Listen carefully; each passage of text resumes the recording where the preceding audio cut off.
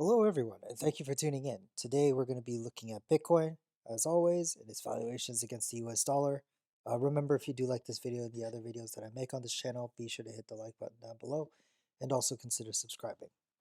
So, with Bitcoin now, it rallied over the weekend to $61,000, and it has been on a downtrend ever since. We're on our third day. Again, nothing really to uh, be concerned over, at least in my perspective. We're down overall over the past 3 days, we're down 10%. We're currently hovering at around $55,000. And we're just, we're a cough away from the 20-day moving average. Um, recently the 20-day moving average is um, a moving average that we've been oscillating through for the past number of months, ever since January, with this dip here, a rally, and another dip followed by a rally. So we'll see this time if we bleed to the 20-day moving average, if we're able to hold it as support or at least hover around it. Um, even with these moves past the 20-day, we didn't really go that far down, which I think is fairly interesting. And we're continuing our way up, which I think is doubly interesting. Usually, when we chop through the 20-day moving average, we start to go sideways. In this case, we have yet to go sideways.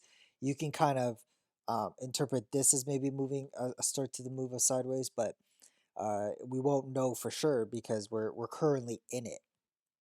If we put for a number of weeks that we're moving sideways, not like 1 week or 2 weeks, but 3 or 4 or 5 weeks, then it'd be more probable to say, or more, understandable to say that we are moving sideways.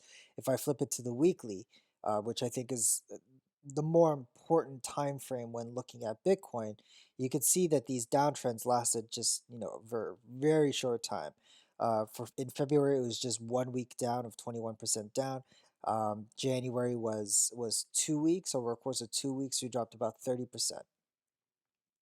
I'm talking about for a number of weeks that we move sideways. That we could be oscillating here until the 20-week moving average comes to where we are. Currently, right now, we're at 34,000, and it increases about $2,000 every week. So another another was it another 5 weeks brings the 20-week moving average to about $54,000. Now, it's not going to gain $2,000 every week to infinity, obviously. If we start moving sideways, then the, the, the 20-week moving average will taper off, but we'd be looking at about a minimum of 5 weeks until the 20-week moving average comes to our area. But right now, the 20-week moving average is fairly far away, so I wouldn't really be looking at the 20-week just yet. I mean, yeah, we're 60%, 61% above the 20-week moving average. We're still miles away. With that said, we're forced kind of to just look at the 20-day, keep an eye on the 20-day moving average. If we're able to hold it as support, we could bounce, which is very good for the market in general. But if we break through it, expect short-term downsides.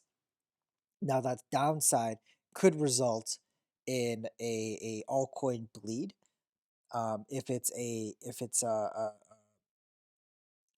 worse than normal drop, then we can see liquidity flow out of altcoins. But it's the recovery where we see altcoins really outpace Bitcoin. So if that does happen and we recover, then that's when the heyday for altcoins comes back. However, if we keep on continuing to bleed down, that's not going to be good for altcoins. If we have a consistent move down, we're going to start having to take a look at the 20-week moving average and see where we are in respect to that. Also, keep in mind, if we do have a passive bleed, if I want to call it that, if we have a passive bleed, then there is a chance that altcoins can rally. I mean, like the example of that is Ethereum. Um, During the bleed of January, we saw Ethereum rise, and then it was only until the a few days after, the beginning of February, where we saw Bitcoin take the reins, moving up. I think like maybe 20-30%. Sorry, 50%. Move up 50%, and Ethereum effectively dropped at from that point onwards to about drop 30%. So that's kind of the another scenario as well. Um, in that scenario, it's very difficult to tell, because if Bitcoin is dropping and the market doesn't like it, if sentiment changes because of that drop, which usually does, that's not good for altcoins. But if you see altcoins start to pick up while Bitcoin is dropping, that could infer something different. That could be a liquidity shift from Bitcoin into altcoins. I mean, we're already kind of seeing that now. We saw moves of VeChain. XRP is moving up 10% today for some reason.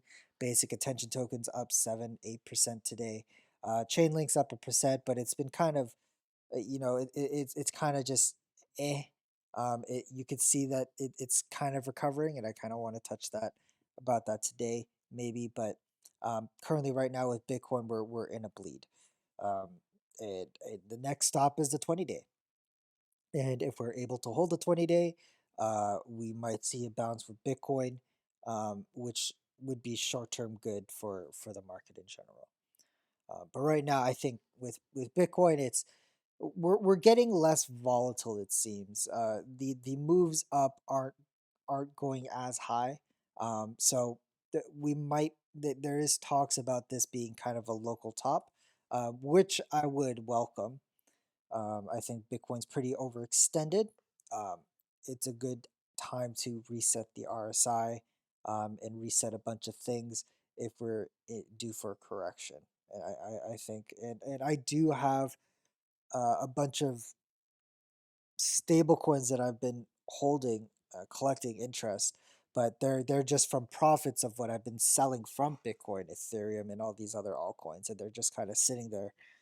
So if it does retrace, um, I'd be able to take advantage of that, and I think that's a pretty smart decision for anybody to always have some kind of capital on the sidelines. And yes, I know it's not a Bitcoin, so it doesn't have the upside, but you can throw it into like a decentralized DeFi project, or like a DeFi system, or a centralized finance system, and collect interest on it while waiting for that move. And if it doesn't come, I'm fine with that. It's not like my stablecoin position is a majority stake of my position. Um, it's just simply there. And if I get that opportunity, great. If I don't, that's fine too. And that's something that I'm okay with, and that you should be okay with. And if you are okay with it, then that system will work. But that's pretty much it for today, you guys. Thank you so much for watching. Take care. Bye bye.